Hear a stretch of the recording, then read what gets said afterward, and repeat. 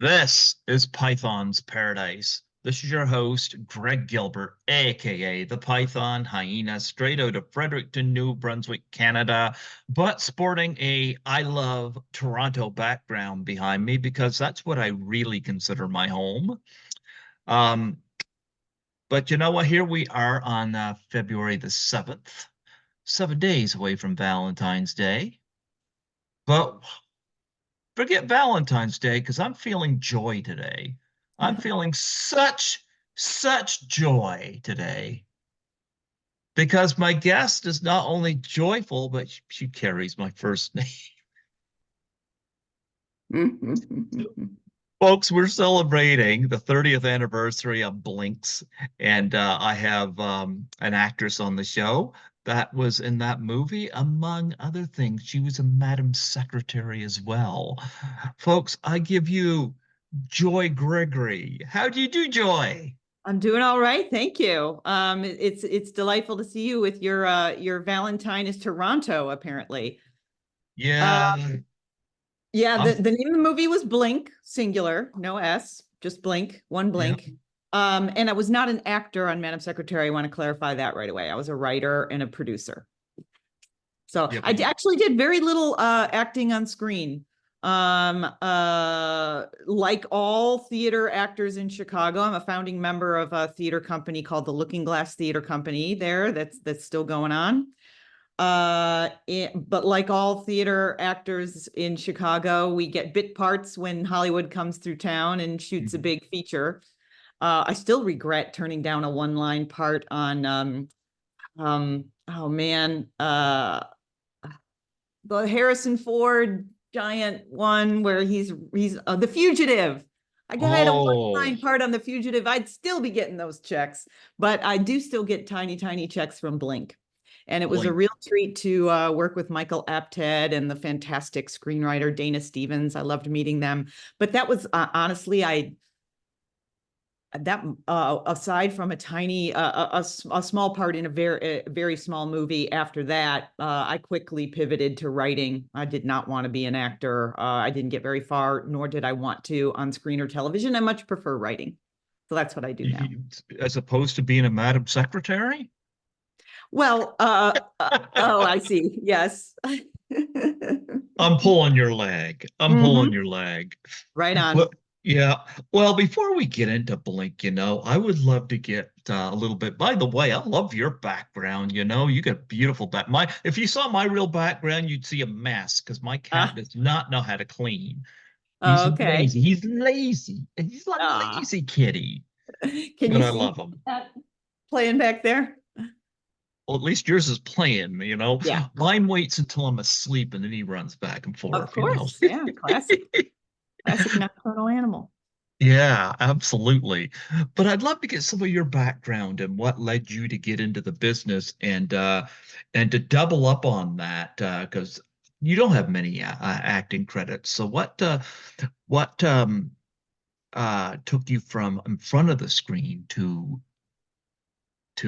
behind it and Yeah. to writing? Well, I grew up in Cleveland, Ohio, from a working class family, and God bless my parents. They supported my love of theater. I just grew up watching movies with my parents, and they gave me an appreciation for good acting. And I wanted to do that, and entered. I graduated from a high school for the arts in Cleveland, and I was actually in the first graduating class of the Cleveland School of the Arts. So it was a brand new school, and they agreed to have me leave my pretty wonderful school that I was going to and switch to this brand new fledgling program. And then God bless them again, they actually supported me going into debt studying theater at Northwestern University, which is one of the great acting programs, probably the closest one to Cleveland. It's just outside Chicago. So I was in a wonderful acting class for 4 years and absolutely pursuing acting as my first love. With a bunch of my classmates, we founded the Looking Glass Theater Company together. And I did that throughout my 20s. But while I was acting in plays with Looking Glass, I began writing plays as well. And I felt like I wanted to start acting with companies other than the company that I had helped found, Looking Glass. So I started auditioning outside of Looking Glass, and I wasn't getting cast. So I thought, well, this doesn't seem like the universe is telling me I have much of a future doing this. I'm going to start writing. Who's that? What's his name? This is Skittles. Oh, Skittles. Skittles, you're an Skittles came adorable into black and white Holstein fellow. You hear that, Kitty? Kitty wants to Yes. know if you have treats. You know what? She has Kitty. You got treats for your kitty, right? I don't give them very often. Well, Skittles is offended. He said, Oh, "Don't." well, Skittles says, yeah. "Don't take her advice. I want treats all the time." Oh, He Skittles. he's a rescue. Oh, that's the best. So is mine. Yeah, He used to have a litter mate, but he got eaten by the coyotes in my neighborhood, I'm unfortunately. That was very sorry. sad. Yeah, but Yeah. we call her the Merry Widow because she kind of blossomed without him dominating her. Does It, Skittles have a brother or sister? no, actually, Skittles came into my possession through my nephew. Uh-huh. And my nephew, I don't know where he coming to all these animals, but he would end up pawning them off on other people. And Yeah. my parents got an Australian Shepherd from him, Hmm. which they loved. And my brother and his wife got a couple of ferrets. Oh boy. And and Skittles was with my folks because strangely enough, I lived with my folks' house for 47 and a half years. They ended up moving out of the house before I did because they Hmm. came terminally ill. Hmm. But I used to work in our family business, so my folks said if I need a place to stay, just stay there. And I was like, okay.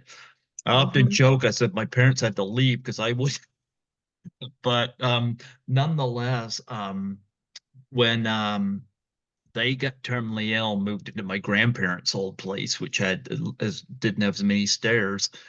My dad, they were very close with the Australian Shepherd, but Dad knew I was a cat person, and he told me to keep Skittles with me because so I would have company, you know. Yeah. And yeah, and out of all Yeah. those animals, Skittles is the only one still alive, you know. Yeah. Yeah. Yeah. Well, I'm sorry to hear about your parents too. Are they still with us? Mom is. Dad Yeah. had ALS for eight Oh, years and he ALS passed is a away. rough one. Yeah. Woof. He passed away in April 5th, 2022. Yeah. And I saw him the morning before he passed. And Yeah. yeah, I get to say by things to him. And Yeah. he's with the Lord now. Yeah. And I he had that for 8 years. Like my Oof, friend it's so Lisa here cool. has a friend who has ALS and he's going down quickly. So I guess it varies. But Yeah. Honestly, I think of quicker descent in a sense. It's terrible to say it, might be more merciful. I watched a friend go through it, and just to watch him lose, 10% of his ability every year, it went at such a painfully slow pace, and it was just awful to watch. The yeah, last day he was alive, he typed with the only toe that he still had mobility in. He typed, "I'm still here." So his brain was completely alive in this body that was shutting down. You must know from watching your father's demise. I'm so sorry. That's a difficult journey. yeah. But mom is still with us, and I'm very close with my younger brother. My older brother doesn't live in this province, so I don't see him as much, but Mhm. nonetheless. But do see Skittles though, so Skittles does not clean up. But Skittles ended up interrupting us. But I knew you want to see the kitty, but I know you was Yeah. talking about your plays and Oh, so yeah, I was doing theater, and I've started writing plays, and I decided, uh, you know what? I looked around. This is the difference between, I hope it's the difference between the US and Canada. I was approaching age 29 and looking around and thinking, oh, I work in the arts. I will never make a living. Precisely never. I was a school teacher by day and working my butt off running a theater company and acting in plays. And the only people who were able to buy a home, travel, go out to dinner once in a while were my friends from wealthy families. So I understood, like, I had that sobering moment of like, oh, I'm not from a family that can support me being an artist in this country. Something's got to change. So I went to graduate school for writing. And that involved moving to Los Angeles because I found a program I really liked at an art school out here in writing. That is where I tried acting a little bit professionally after doing those few movies in Chicago. And I did not at all like the auditioning scene. I was told to get your nose fixed, get your teeth fixed, lose 15 pounds, which was a lot of weight for me to try to lose. And I wasn't interested in any of that. I would rather have my crooked teeth and eat snacks and write scripts. And that went faster for me. It went better. And yeah, the business just was a real turnoff in the late 90s for a woman. It was just did not feel like it was going to welcome who I was. And I was also told, like, 29, you kind of missed your moment. Like, really? 29? And I'm over 29, the that would have hill? been last year, wouldn't Bless your heart. it? Yeah, I went to a writing program and I started writing scripts, and after trying very hard to get acting jobs outside of my theater company in Chicago and then briefly in film and television in LA, I very quickly got my first break in television when I got a meeting with J.J. Abrams and Matt Reeves. And I was with a writing partner for that first gig. We had written a few scripts together, and they hired us on season 3 of a sweet romantic comedy series called Felicity. And Remember that? that was my first gig with Carrie Russell. Yeah, really great cast. I just loved it, and then I lost my writing partner and I lost my agent and I had to start over. And I had a year of dormancy. And I wrote a very personal pilot, and that got me. Honestly, I had to have 2 big breaks for my career to happen. So I got my second break writing for a beautiful short-lived television show called Joan of Arcadia. I And know that. that was created by Barbara Hall, who was also the creator of Madam Secretary, and she brought me onto that show as well. So I owe Barbara a lot, and Mhm. that's that, and very happily and quickly left acting behind forever. Well, I have a lot of respect for you because I love the fact that you were open to me about something because I approached you about, of course, the 30th anniversary of Blink, Yeah, you were very open, and I like the fact that we were able to communicate about this too, because you have mentioned something, and I love that you came right out and said this, because you did mention that you were a naked corpse in the movie. You were the mhm. upstairs neighbor who unfortunately met a bad end, and Yes, you mentioned that you wanted to know what this interview was going to be all about, and yeah, because you didn't want a bunch of immature chit chat about the fact that you were nude in it and whatnot. And I love the fact that you were open to me about that. And I was yeah, like, and I actually ended up too sending you a voicemail message on there because I wanted you to hear me as opposed yeah, to what I'm typing, right. to let you know I was being sincere and not perverse or whatnot. Yeah. It's funny because this comes along right about the time I just had an eye operation. Speaking of Blink, Madeline Stowe goes through a situation in this movie, and I just had Cornea transplant. yeah, Yes. hers was different than mine. Yeah. Mine is a torn retina, and Yeah. I just went a week ago or this past Monday to Hmm. get consultation, and the week ago Tuesday got the operation done. So I can see my hand going like this, so I'm improving, you Yeah. know. Yeah. Uh-huh. But yeah, it'll be a process, but I'm confident in it. But Yes. I love the fact that you were very honest with me about that. And with writing, you get to avoid that because with the Me Too movement, Harvey Weinstein and whatnot. Um, and I know through my friend Lisa, I've heard these stories. Uh, Mhm. Women aren't treated the very best when it comes to that. Yeah, And yeah. There's sexism in every workplace in my country and yours, guaranteed. mhm, Yeah. yeah, So pivoting from acting just meant it was quieter and more coded. and you can Uh, be more creative. yes, absolutely. I have a measure of control. Absolutely. Hmm. Um, but I still have to.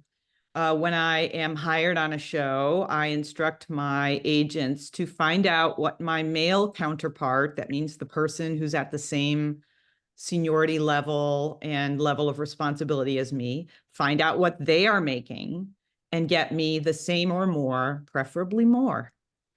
And they do.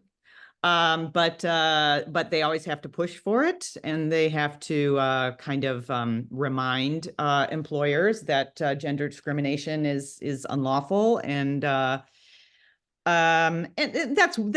an overt example, but sexism still exists in even being a writer in a writer's room in ways great and small. Um, the way male opinions are favored, the way that you're endlessly interrupted, the way that you're passed over for certain favors, or it's a preferential bias that exists unconsciously in men and women. Hmm. Well, in Blink, the director was Michael Apt, and of course, he made Coal Miner's Daughter, Yeah. with Sissy Spacek Yes. winning the Oscar. Yeah, So he's done yes, a lot of. and the Seven Up documentary series, which is truly like comparable to oh, I'm blanking on the beautiful the film that was made with the boy where they shot it with the cast every few years, and Oh, it's Richard Linklater. yes, it's a Richard Linklater film. Yeah. It's Anyway. funny because the movie he made after that, Everybody Wants Some, I saw 9 times in the theater. Oh, go wow, you really love that one. Uh, Oh boy, I do. Well, Yeah. Seven Up is even more an important piece of filmmaking. The Michael Apted series.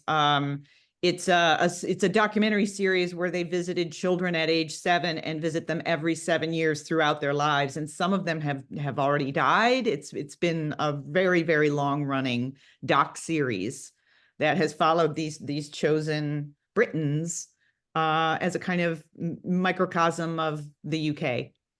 Yeah, so that's an incredible thing Michael has done. But yes, he's also done really assured, beautiful thrillers and biopics. He's a wonderfully diverse director, and he was really wonderful to work with. Oh, that's awesome. And of course, you're in that playing the neighbor who meets a bad end. That's no Yeah, spoiler. The movie's been out for 30 years, but this yeah. happens I think early we're on in the okay. movie. And Yes. were you nervous about doing that scene? I I did a whole performance piece in graduate school about that whole experience. Hmm. I just kind of detached from the experience. There was part of me that was aware, like, this is an uncharacteristic thing for me to do, to disrobe on set and to be shot so that you couldn't see all of my body, but I was naked on set, and it was not like me. I'm not an exhibitionist. I'm actually rather private and kind of shy. And so, but it was, I so highly regarded Michael Apted, Hmm. and I met the screenwriter Dana Stevens in the audition process, and I thought very highly of her. These seemed like artistic, ambitious people who are doing work at a high level, and I chose to trust that this was, and also Madeline Stowe, I had seen her in Last of the Mohicans, and she's just like a dazzling but tasteful, smart, interesting leading lady. And of course, uh, Aidan Quinn. Hmm. I had really admired his work too. In fact, I was just watching today for some reason the Legends of the Falls trailer and reminded like, oh wow, Aidan was in that too. He had such an amazing career. And so because of the level of everyone involved, I just felt like this is not sleazy in any way. Uh, but when it came to shooting this scene where I was going to be a corpse in a bathtub, I had to kind of deaden myself. The name of the performance piece I wrote about this experience is called Exquisite Corpse, Hmm. and it examines the whole tradition of female nudity in art and cinema. What does it mean? What does a woman's naked body mean? It's usually on display. And my experience on set, again, I do think highly of Michael Apted, but I was informed on the set, oh, we're going to shoot it so that we just see your head above the edge of the tub. And they did shoot it this way. And then I was told there will be no full frontal, like we might see you from the waist up. And I was okay with that. And then Michael pulls me aside on set, and this is how it works, friends. They say, all this praise. Oh, you're so great, man. Heroic. I remember him saying to the crew, like, let's give it up for Joy. Heroic shoot. And then he pulls me aside and says, listen, we want to get another angle for when it, that was for cable. They needed a version where you can't see any of my breasts or any nudity.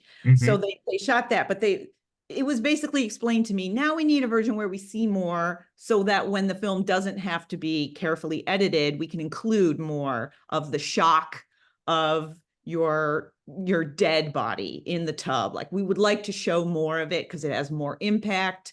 And honestly, I'm actually filling that in now. I would have appreciated if someone had explained to me, here's why creatively it's more impactful in the story to see more of her deadness and her vulnerability. And but no, what I was told is now we want another version where if we don't have to edit the film, we can include more of your body. So I was like, oh, that's not in the contract that I signed, which was like waist up, nudity only. And now you're going to see my whole body.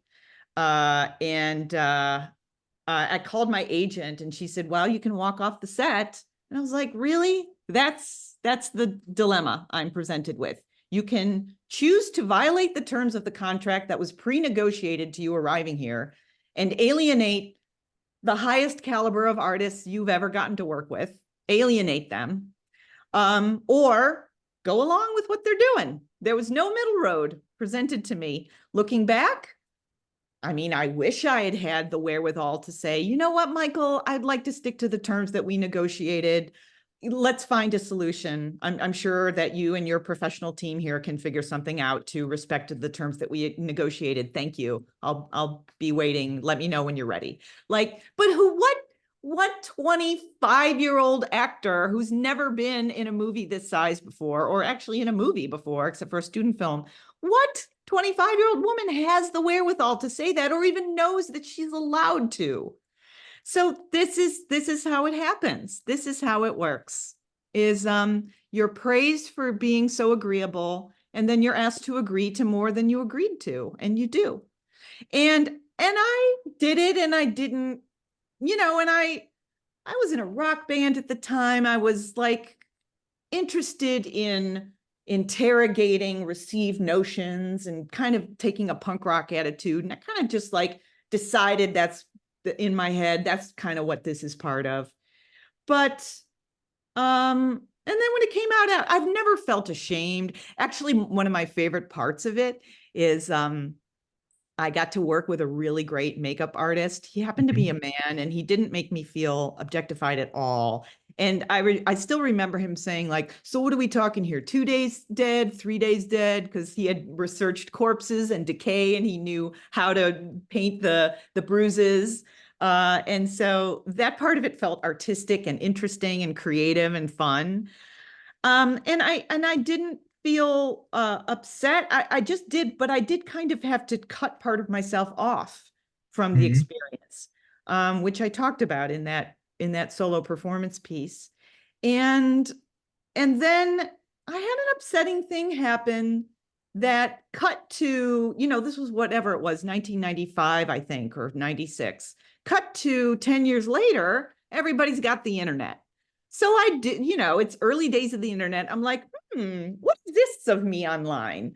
And I find a necrophilia website that has Oh, stills of naked women, including naked women in movies and real naked women. And wow. there I am. You cannot control it.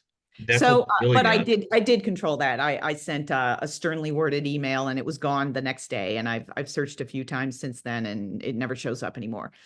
Um, but so there was a sense of a loss of control. But I want to talk about the project of my solo performance piece about it, because I Hmm. think it's relevant to this conversation.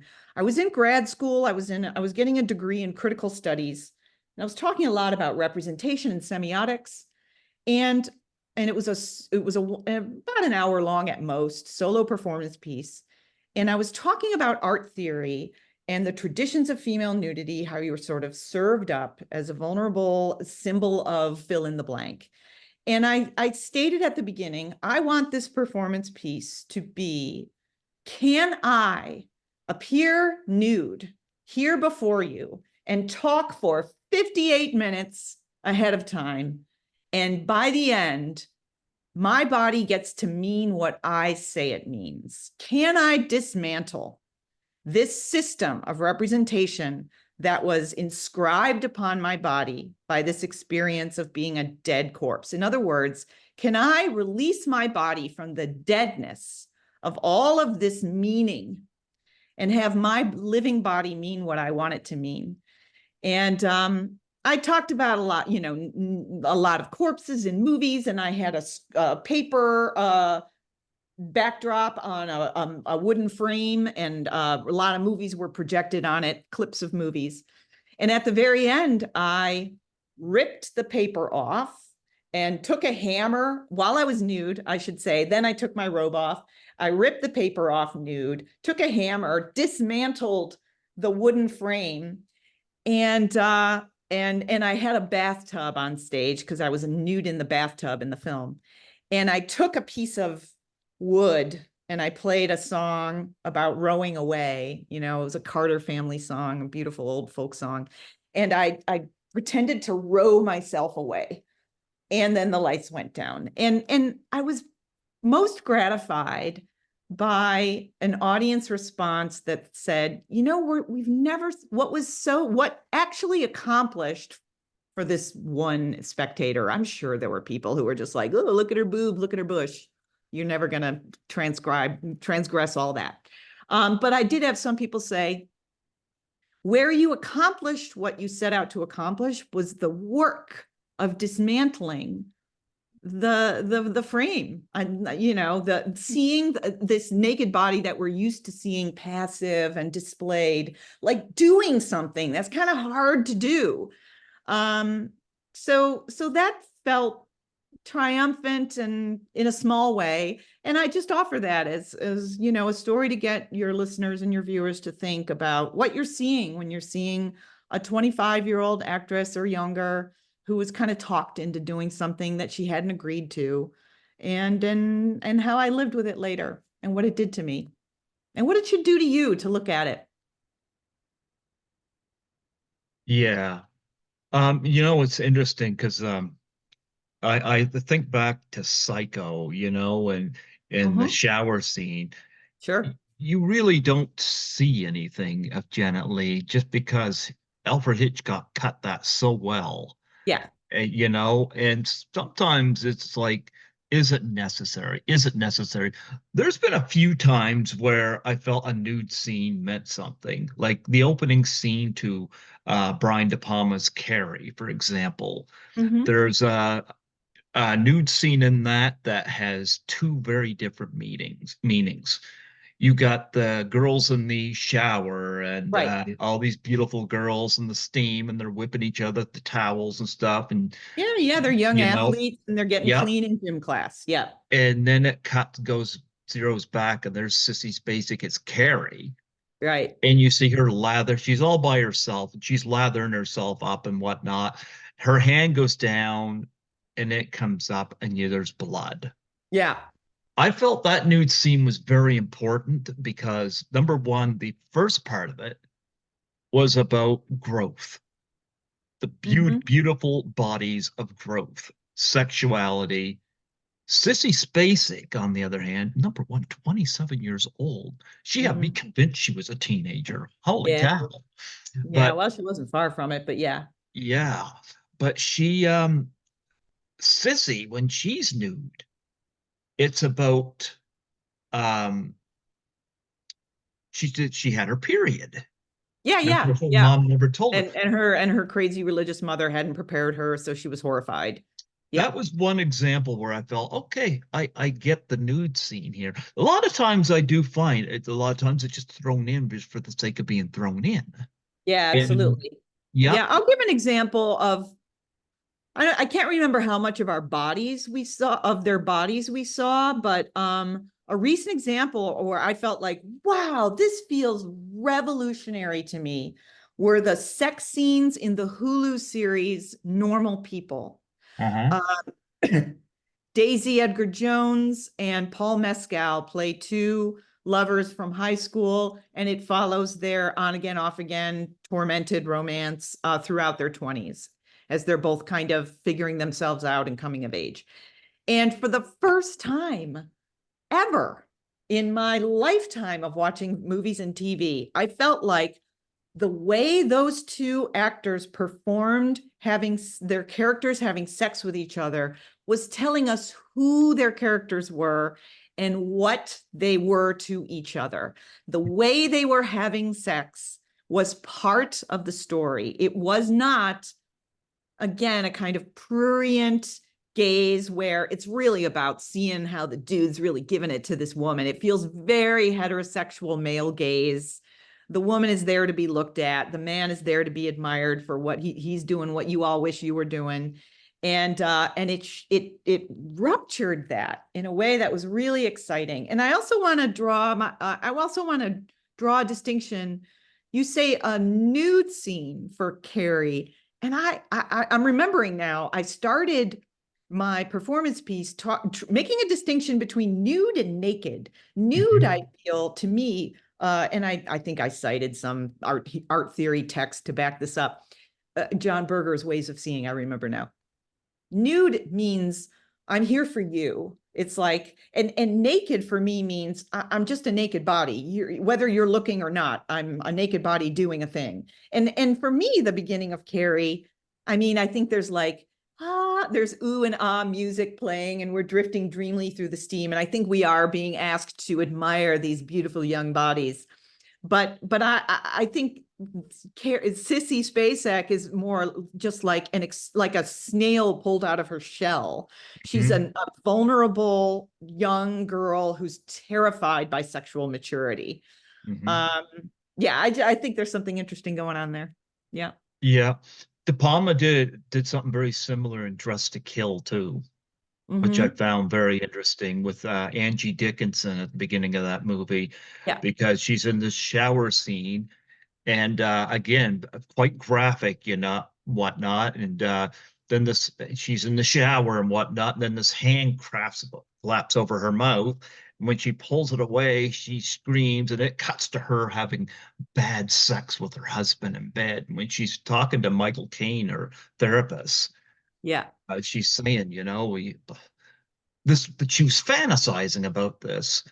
So whether a person agrees with the nudity, I love the fact that something is being said here, and And De Palma again did something again similar in Body Double, where Hmm. he had even during the end credits, they pulled the actors out and they had the blockage, whatnot, and they brought the double in, and what you see and what's actually there. Yeah. Yeah, De Palma's made me think about that, and Boogie Nights made me think about a few things like that as Hmm. well, Hmm. So, Hmm. Yeah. yeah, Yeah. but then I agree. Then there's some times where it's just gratuitous for just for the sake of it. Um, I did want to go back on Blink on one thing, Sure. if you had any memories of Madeline Stowe, because I always remember her from Worth Winning with I Mark don't know Harmon. Worth Winning. I don't know that one. Okay, Mark Harmon plays a weatherman. It's a 1989 movie. He plays a Okay. weatherman Yeah. who breaks up with the gorgeous Joan Severance. I'm like, how do you let that woman go? She's gorgeous. And his friends make a bet with him to get engaged to three women within 3 months. And there's some kind of prize or whatever. And there were Mhm. three different women. One was Leslie Ann Warren, who was a married woman. Leslie Ann Warren was great in this movie. She's And then amazing. there, I just saw her randomly here and it was thrilling. I was dazzled to see her. Yeah. yeah, and of course, one of them was Madeline Stowe. Oh, wow. She must have been so young. Yeah, and it's like Mark Harmon putting himself in this very, very bad situation Yeah. because his character had an ego. Yeah. When I think of Madeline Stowe, because she used to be in a lot of stuff, now you don't Yeah. see her much anymore. Yeah. It's Yeah. She was it's in, hard for women in the industry. Meryl Streep, Diane Keaton, Helen Mirren, you still see, Judi Dench, but yeah. it's when women get older, it is hard to see some of these women, and I think they Yeah. still have Although, something to offer. yeah, premium series are offering a haven to actors probably who would not have worked so much in movies, but get to do. I'm thinking of, I mean, Nicole Kidman does so many movies still, but she did beautiful work in Big Little Lies. And David E. Kelly seems to be in the business of casting amazing, mature Mhm. A-list actresses in one great project after another, as is Ryan Murphy. I can't wait to dive into the Swans. I'm looking forward to that. Um, but you asked my recollections of Madeline Stowe, and she was really wonderful to work with. She was very professional. I have very little to do with her on screen. There's one tiny piece, one interaction where I say, "Oh, I got some of your mail," and that's a story point because then that's how you know the serial killer killed me instead of her because there's a wrong apartment building associated with her name. And so that's the only scene I shot with her. And I remember just feeling terribly nervous to meet her because I had seen her in movies and I still felt like I'm just a fan. And she was I was probably over interpreting, but I felt like, oh, she can see in my eyes that I'm nervous and she doesn't even want to like deal with like trying to make me feel better. And why should she? This is her job.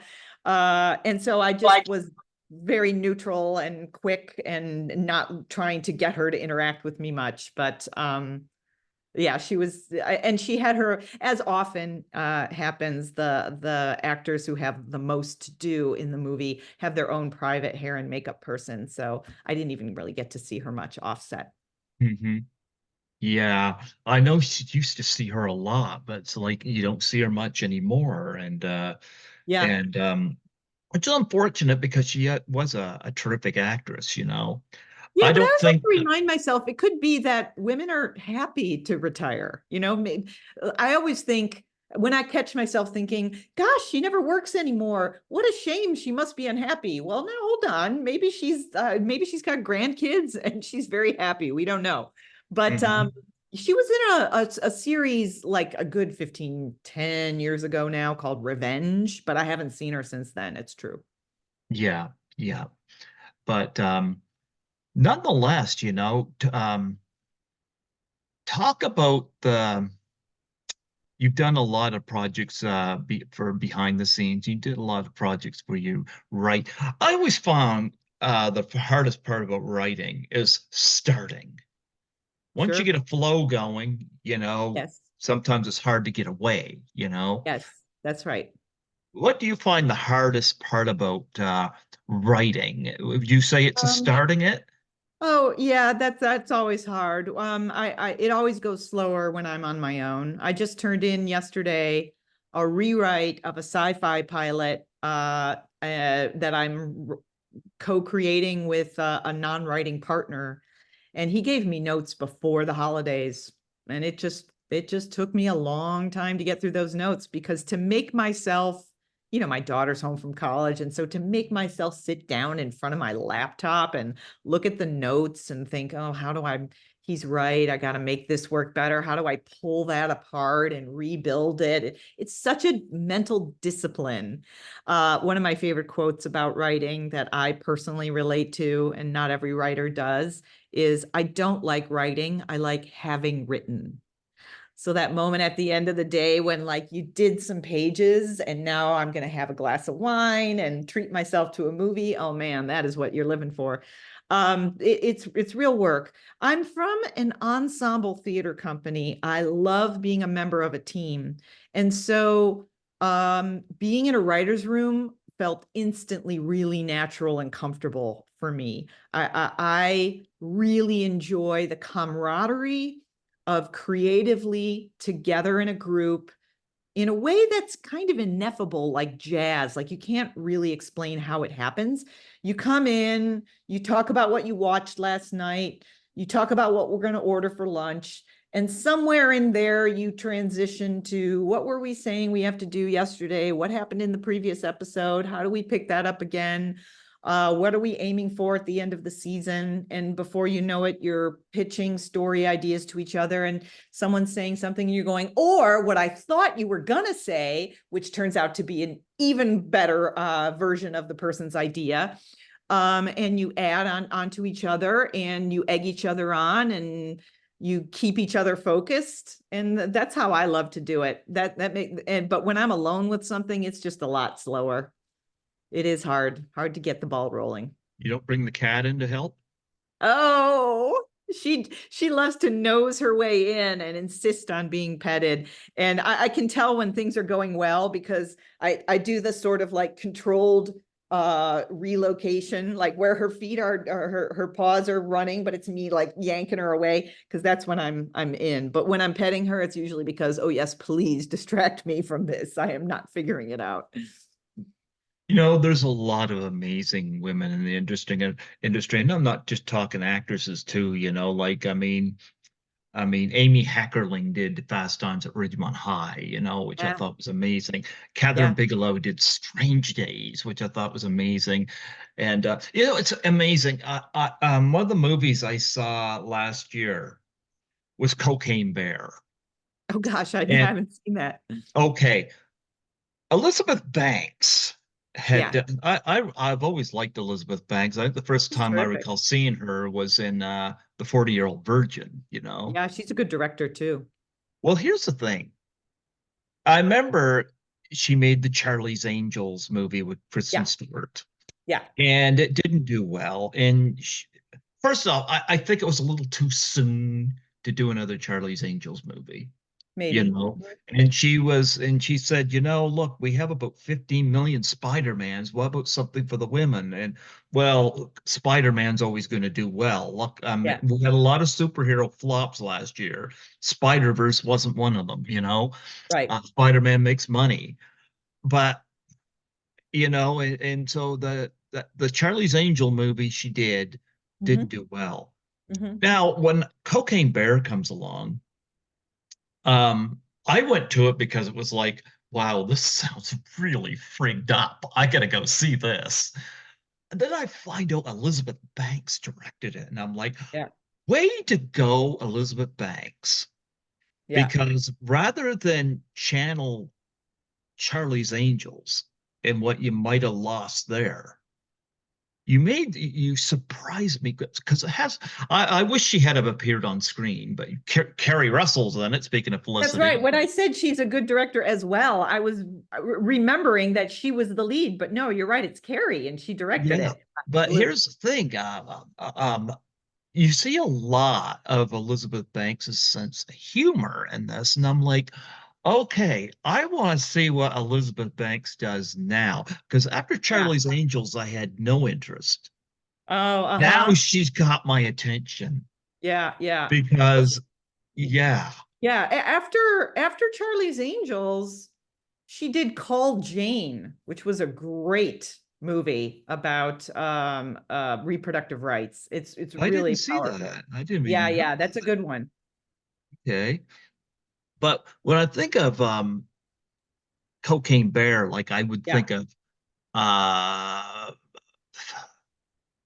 I don't know, like a Sam Raimi doing something like that, you know?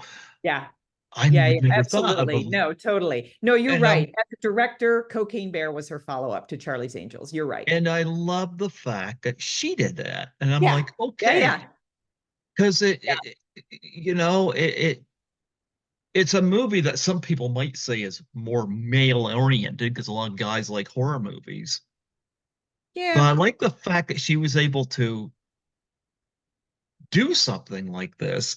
yeah, And one of the things that really stands out to me about that movie right now is that Elizabeth Banks directed it. yeah. I think that's really super Yeah, cool. yeah. She's building a really interesting career for herself. She's very smart and diverse. Yeah, Yep, I admire her. yep. So I like the fact that she was able to do that, Yeah. and I'm kind of interested to see, what her trajectory is from there, So Mm-hmm. we do have a lot of interesting women in the industry. Greta Gerwig just did Barbie, Mm-hmm. and that was an interesting world she created. Mm-hmm. I did go because Margot Robbie's gorgeous, and well, I did go, Mm-hmm. but the best I had for pink was a Mean Girls shirt I have, so I want that. But nonetheless, there's a lot of great female talent out there, Oh yeah, and it's a great year for women directors. Yeah, they didn't all get nominated or recognized, but boy, there was a bumper crop of beautiful features this year. Um, mhm. Past Lives was just gorgeous. I've Uh, heard of that one, but haven't seen it. oh, it's delicate and beautiful, and it just really beautifully calibrated story of being an emigre and leaving the culture of your childhood and moving to a foreign culture and the disconnection that you live with forever. It's just a beautiful evocation of that. I mean, I don't even want to start listing because then I'm going to feel terrible about the ones I'm forgetting, but it was a lot more than Barbie. But yes, yeah, Barbie was a hugely visible success this year. And we got a movie coming out this weekend called Lisa Frankenstein, which is a Okay. horror comedy, Uh-huh. directed by Zelda Williams, Robin Williams' Okay. daughter. Oh, I didn't know she was directing. Uh-huh. Well, I'm really locked in to seeing this because it's like I want to see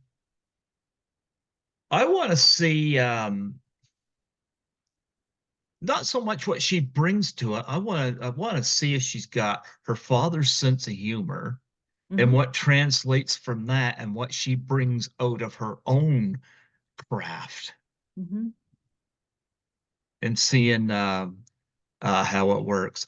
I don't watch so much anymore. I used to be big on wrestling, Mm-hmm. and I remember the Nature Boy Ric Flair was a big name wrestler, and his daughter got into wrestling, Charlotte. Mm-hmm. And I was like, she's going to have a hard time stepping into her father's footsteps. Mm-hmm. Well, she made it her own because she went out there and she wasn't being her father. Mm-hmm. And she did something. She was up on the top rope with her opponent, and she did this flip thing off with her opponent. And Mm-hmm. I was like, I'd never seen her dad do that. Mm-hmm. And I was like, she just impressed me right there. Mm-hmm. I love it. And that's one thing I'm going to watch for when I watch Lisa Frankenstein, because I'm going to be thinking a lot of Robin Williams, who sadly we don't have anymore. Mhm. But I know his sense of humor will carry on somewhere into her, and this is a horror comedy. Yeah. But I want to see what mark she makes Yeah. of her own. I'm Yeah. really Yeah. interested in that. Uh-huh. Yeah, Um, Speaking of wrestling, did you see Iron Claw? I did. Yeah. What'd you think I of that did. I loved it. I was very familiar with it. one? And Mm-hmm. uh Kevin Von Erich's still alive. Mm-hmm. Yep. And I'm glad he's made alive. There's some stuff in the movie, of course, wasn't true. Like he didn't try to choke his father, for example, in that movie, but they had to take a few liberties there. Yeah. But I remember when Carrie Von Erich died. I remember that. Yeah. Yeah. Yeah. Yep. I thought it was really affecting, really beautiful and surprisingly ambitious. Beautiful cast. Yep. Uh, yeah, I was unexpectedly touched by that. Well, they say the Von Erich curse, and like I said, Kevin's a strong one. He's still with us, Mhm. and That the Zac Efron character? yeah, yeah, Okay. yeah, Yeah, yeah. Yeah, what a beautiful performance from Zac. yeah. So yeah, the Iron Claw was terrific. Yeah.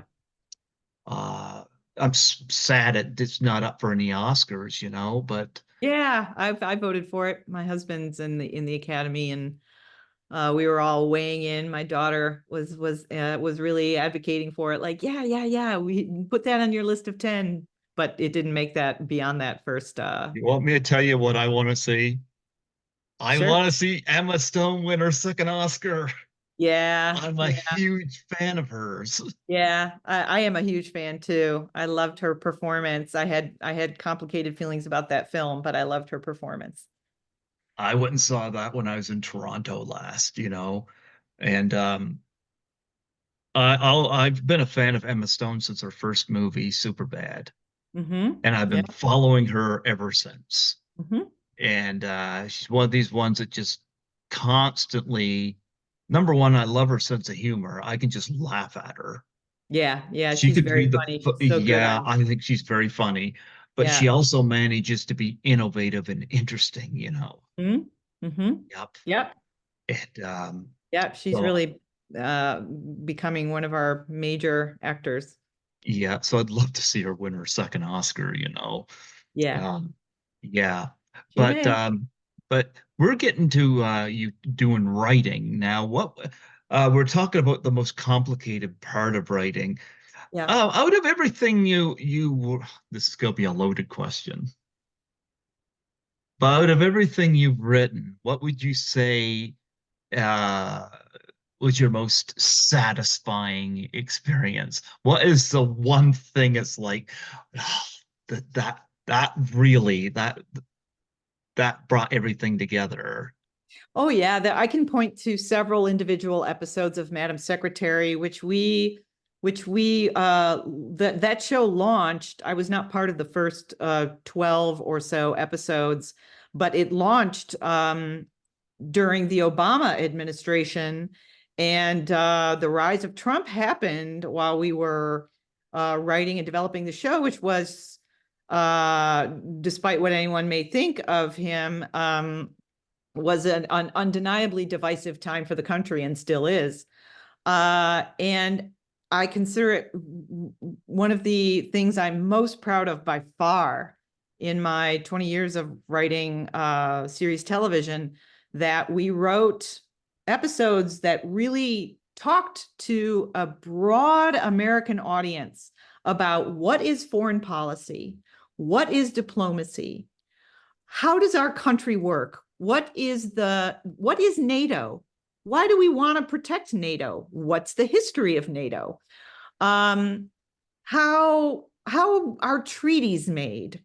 What happens in closed rooms between world leaders? And I got to write an episode about an Israeli-Iranian peace deal that was utterly, impossible, but I got to dream.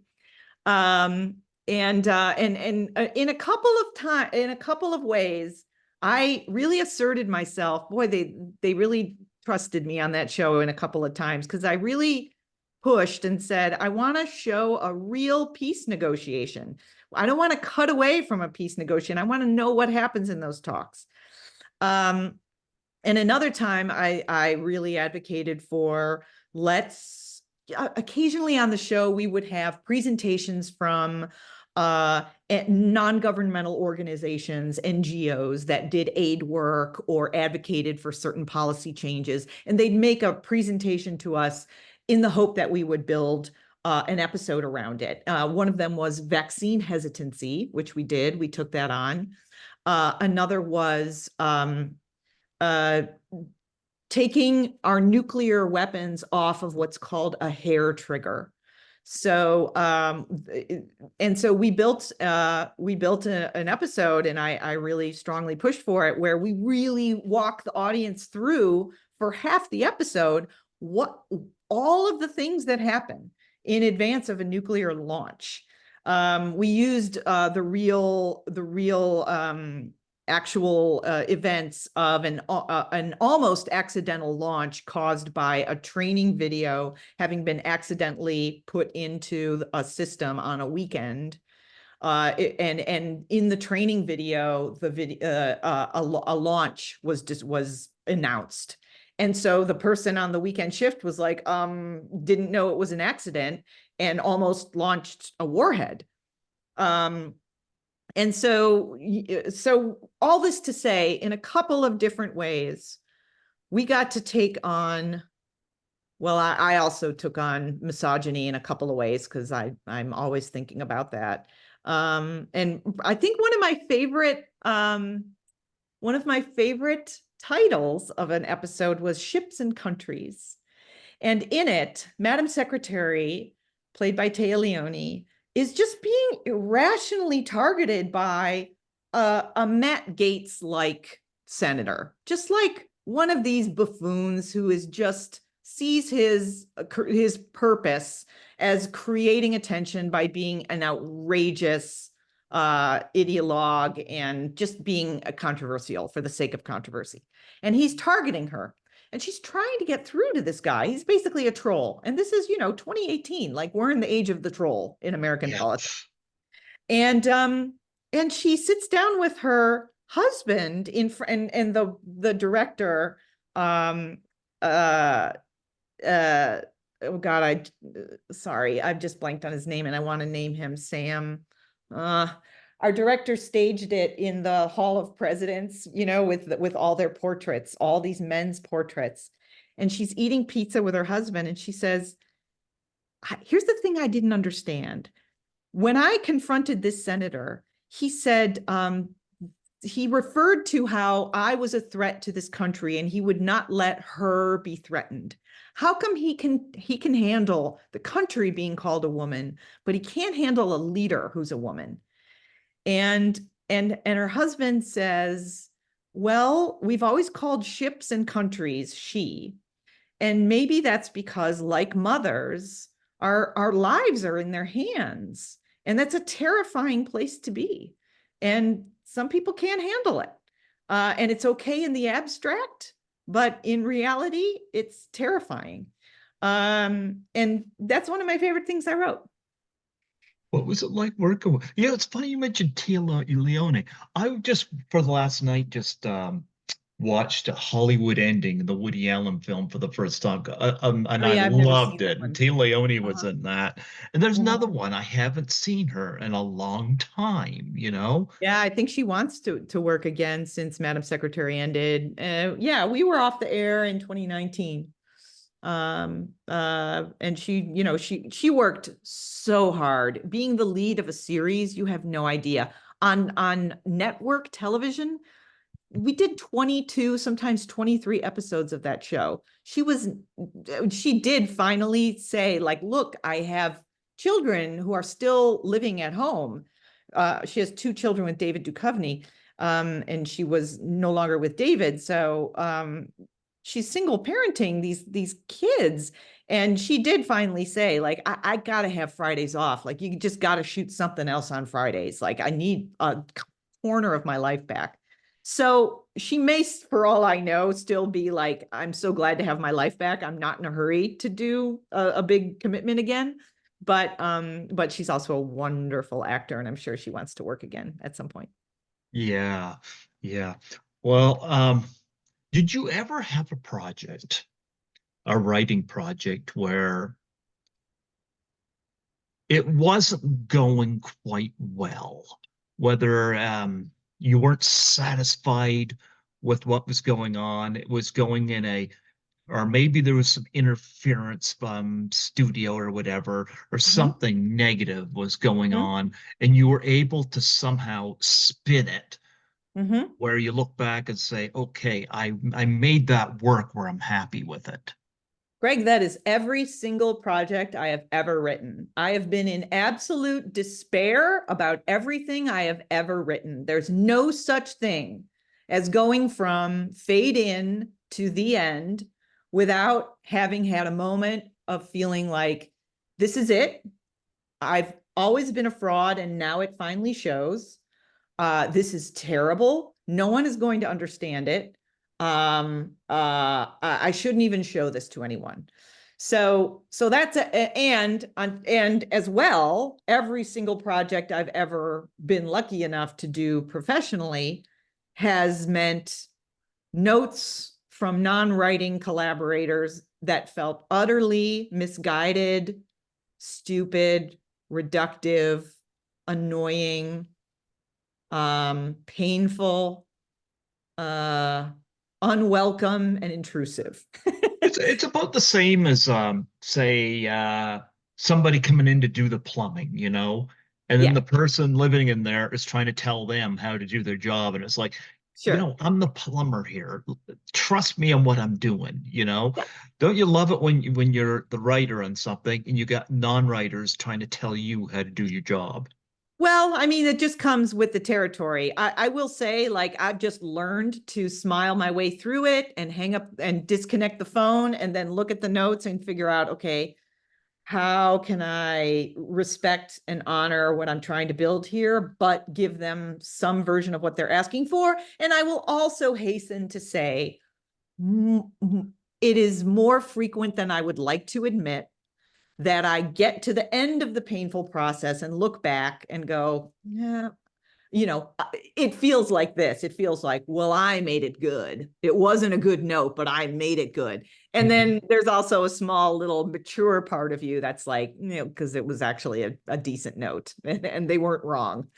Um, but um, but at the same time, the few times I have just been trusted as a writer, I always feel like this is this is better, I heard, I don't know if it's true, but there's a story out there that when Clint Eastwood finds a script that he likes, the first thing he does is he contacts the screenwriter and he says, "Can I please see your first draft?" And that's often what he shoots because he feels like, every writer would like to believe this, and we all truly believe it, that my first iteration was the best. It was the most me. It was my vision, unhampered by in interference. Um, so yeah, just writing is learning to live with despair. Do you got any projects that you're doing right now that you would like to plug and promote on here? I the business, the industry is in a period of contraction since the strike ended, and I am enjoying the fact that I am currently working on 4 different scripts that are kind of just what I want to be doing. 2 of them I'm collaborating. One I'm collaborating with a fellow writer, which I love. 2 others I'm collaborating with non-writers, which is going great because it's just us imagining what we want to do in a perfect world with no budget concerns and the best actors we could ever get. So all this to say, I have nothing to plug right now because I'm between jobs.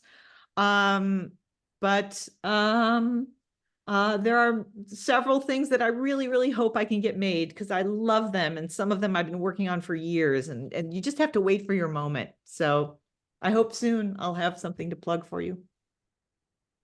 You mentioned actors. What actors have you and I don't mean acted with, but were involved in any of your writing projects that you've not only found them to be a perfect fit, but you delighted the experience with them. And to add on to that, are there any actors you would love to work with? Oh gosh, oh my Lord. I keep like a post-it on my, the post-it app, Stickies app on my desktop of just like every time I fall in love with an actor on screen, I think, oh God, I have to remember their name the next time I'm fantasizing about something. I've been lucky to work with so many wonderful actors.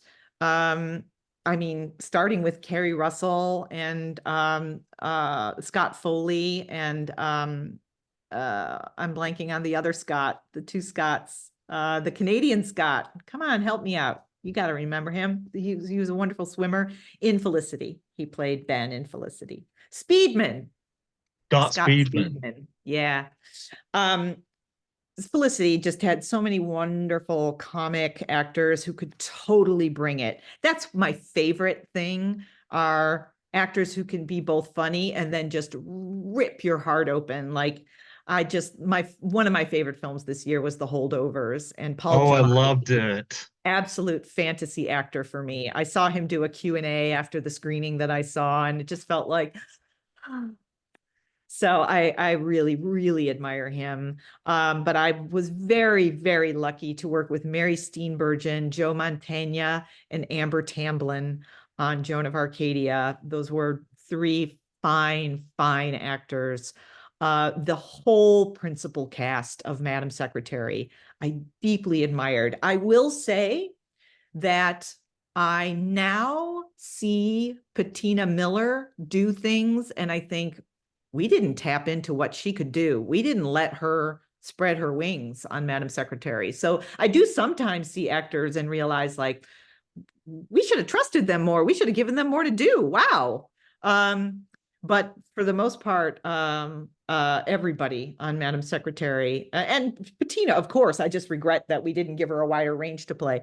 Um, no, I mean, Tim and Taya were just gold. I learned this again and again on shows. It is television is inviting people to cuddle with you at the end of a day of listening to the horrors of the world on the news and dealing with their boss. It is about providing comfort. And what I have learned again and again is you have to create a relationship that everybody wishes they had, and then they will make you rich beyond measure. They will just keep your show running forever. And we were lucky to have Tim Daly and Taya Leone, who became a couple during the course of the show, and you could feel that on set. I'm not on set, on screen. They were actually very, like, you could barely tell they were with each other on set. They were so discreet and professional. But on screen, they just lit up, and you just they were like your favorite couple that you want to hang out with. And they just brought that magic. um I also got to work with Molly Parker. Is she Canadian? Off the top of my head, I don't Yeah, know. I'm suddenly not remembering. It was for a short-lived series called Swingtown that I really loved, and it was on the wrong network. It was on CBS, but it was about swinging couples in the suburbs in 1976. So of Hmm. course CBS was like, "Oops, there's sex in it. Oh, we were wrong to put you on our network, and now you're canceled." Yeah, she's But Canadian. yeah, Molly Parker, who's Canadian, she's just magic. I Oh, want her. gee, she was born about a week and 2 days ahead of me. Oh yeah, wow.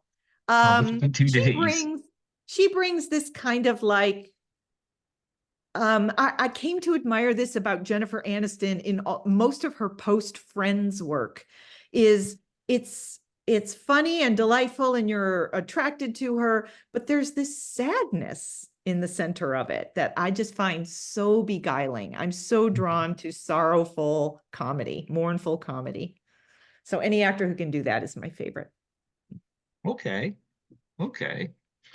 Well, you know what? It was wonderful having you come on here tonight, and Thanks, Greg.